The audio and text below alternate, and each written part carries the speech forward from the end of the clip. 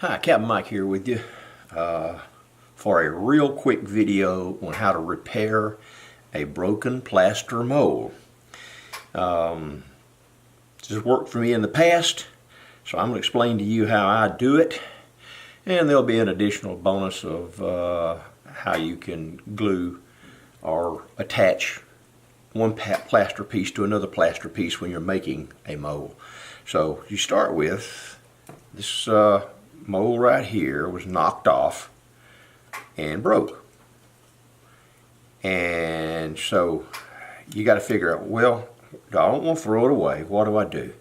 Well, first thing you have to do is hydrate this mold, and to do that you need the appropriate sized container.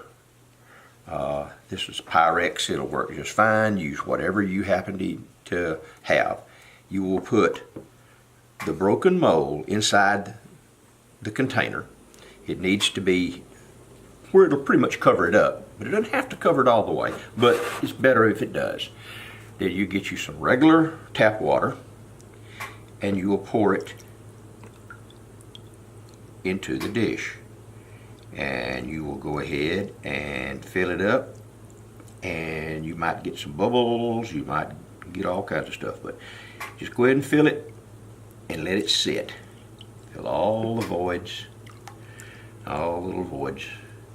Try to avoid making a mess, but I usually do. And then you will let this sit as long as it takes for it to quit absorbing water. Now you'll know it's absorbing the water because the water line will continue to drop. Just keep adding water until it won't take any more water. And once you've got that done, you're ready to glue it. What you're going to need to prepare it is a small container with a little water in it. We're going to mix up some plaster here. So we'll just go ahead and put our plaster in it. Put a little bit of plaster in.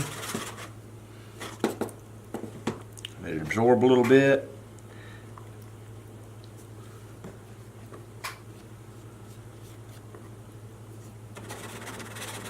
Take your time, just let it absorb. You guys know the plaster routine. If you don't, it's in one of my videos and a lot of other videos online that tell you how to make plaster molds, and first one thing and another. And I think we've about got enough in there. I want to keep it maybe just a little bit on the thin side. Maybe. We'll go with that, okay? Then you'll stir it up. You're not too much worried about bubbles here. Just go ahead and get it made into a nice smooth paste. You will want to get all the lumps out of it because you don't want any lumps. Stir it up good. Like I said, don't worry about the bubbles on this one. So you have yourself a nice little container of plaster. You'll need you a brush. You can use any kind of brush you want. And then you will go ahead and take this thing out of the water. This one has been hydrated for quite a while, so I know it's hydrated enough. And then what you're going to do is very quickly, time is of essence here, because this stuff wants to absorb. You take your broken piece, whether it's broken in half or it's a big chip out of it like this, whatever, and you will just liberally daub the plaster on it, okay? Put the plaster on this.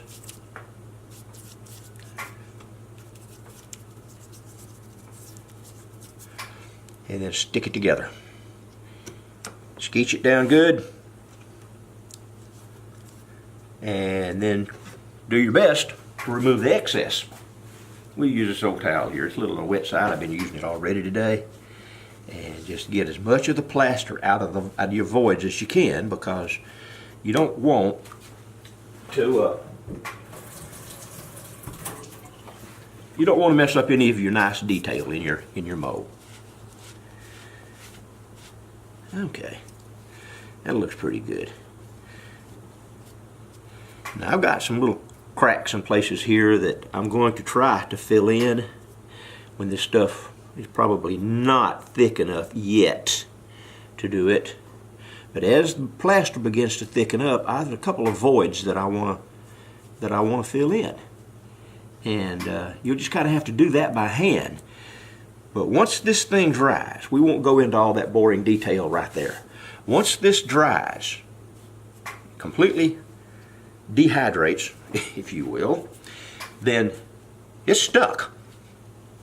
At least it has worked for me, and we will check in the morning or whenever, how long it takes us to dry out, and see. Now, in another video that I am doing, I may have posted it, I may not have posted it, is where I made a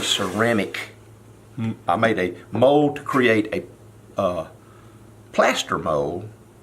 Take this back. I created a plaster mold to make a ceramic mold to slump or fuse glass in, and that's the old dragon.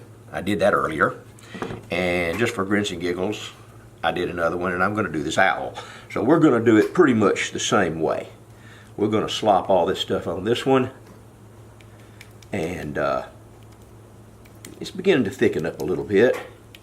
You want to put a lot because you want it to kind of skeech out from the edges.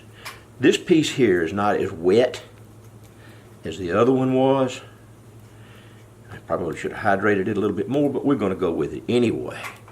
Just stick all that stuff there, then you take your your positive, and you slop it down there like that.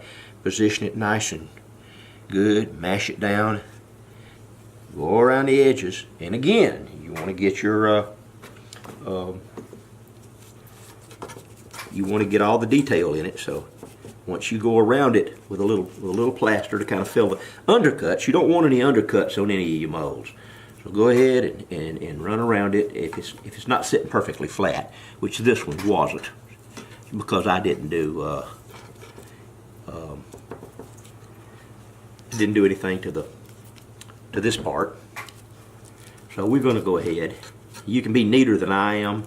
Use a smaller brush, and it'll work. And then when you get that done, take a clean brush and clean all the plaster out of the detail before it sets. You may have to clean the brush a couple of times, and that's okay too, because you're hydrating this back. And just keep an eye on it, and you may have to fill the undercuts in a little bit more, but then this right here wasn't what the video was really about. This is just kind of like a little extra, a little plus, because when you get through with this, you're going to have a really nice little mold that will do, you can pour slip into, and it will produce a ceramic mold that you can use for glass work. That makes sense? I hope so. Sometimes I don't make sense. So you just clean it up, keep coming back, looking at it, make sure you got all your undercuts done, all the old messy stuff off of your object, because it might take 2 or 3 goes. And the same with this, you know. And that's all you do. That should be fixed so that it won't come loose, and I can pour slip in it again. When this one is done, I'll have actually 2 really nice molds that I can make ceramic molds from. So that's it. Real quick, down and dirty. How to repair a plaster mold. How to create a plaster mold for a ceramic, to make a ceramic mold. We'll get it right in a minute. Okay, I appreciate the looking at this, y'all viewing it, and if you have comments, please put them in the annotations below, the comments below. I'll do my best to respond, and I appreciate y'all watching. This is Captain Mike, and I'm out of here.